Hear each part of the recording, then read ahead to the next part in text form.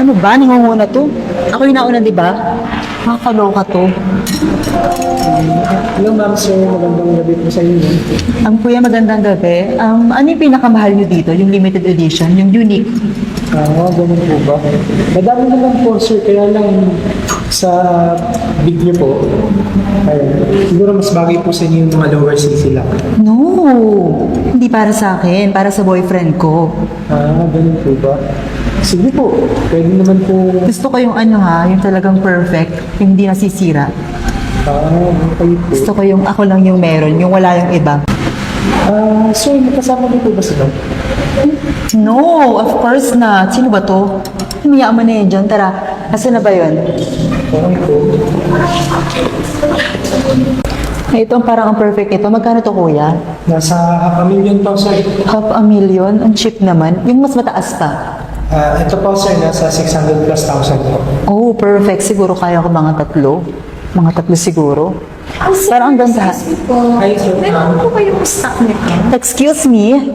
Di ba ina-assist ako? So manahimik ka dyan, okay? Stay put. Kaloka to. Balik tayo dito, kuya. Ano nga yung pinakamataas? Ito pong sumunod, sir.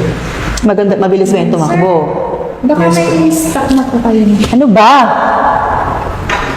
Hindi ko ba marunong makinig? Di ba sabi ko ina-assist ako? So kapag katapos ko, siya ikaw. Kulit-kulit mo, kanina ka pa sa pintuan, habit-habita ka. Sa tingin mo, babagay ka dito? Sa mamahaling tindahan ng motor na to? Oh my gosh!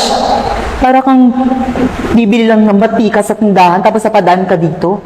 Ang dugyot-dugyot mo. Tsaka parang mamalengke ka lang naman tapos napadpad ka dito. Ano bang gusto mo, ha? Gusto mo ilibre kita ng motor? Sige! 10. Sige, pili ka dyan, 10. Kaloka to. Manahimik ka ha, ina-assist pa ako dito. Gigigil na ako sa'yo, kanina ka pa. Sir, bumalik lang kasi ako dito para kunin yung unit ko. No, wala akong pakialam. Ako yung nandito, ako yung nauna dito, kaya ikaw manahimik ka. Sir, ako, 10 unit yung kukunin ko dito, kaya mas malaki yung magiging incentive mo sa akin, kaya ako yung unahin mo. Okay? Sige po, sir. Yan, perfect. Music in my ears. Sir, para wala na kami pag-usapan nito, kukuha ko ng isa nitong cash, then isa nung babeda ko monthly. Talaga po, ma'am? Sige po, pwede po maintay na lang po ako. Tatapusin ko lang po si sir. Okay po, sige. Salamat po. Take your time. Kaya sir, ano na po kukunin niyo mo to? Sa totoo lang kasi, titingin-tingin pa lang ako. Ganun po ba? Samantalang kanina, napakayabang niyo. Kung alipustahin niyo si ma'am, ganun na lang. Tapos, hindi naman pala kayo kukuha ng motor. Ang yabang niyo pa, sabi niyo, 10 kukunin niyo. At yung pinakamahal pa ang gusto niyo kunin. Tapos, ni isa pala, wala naman kayong pangbili.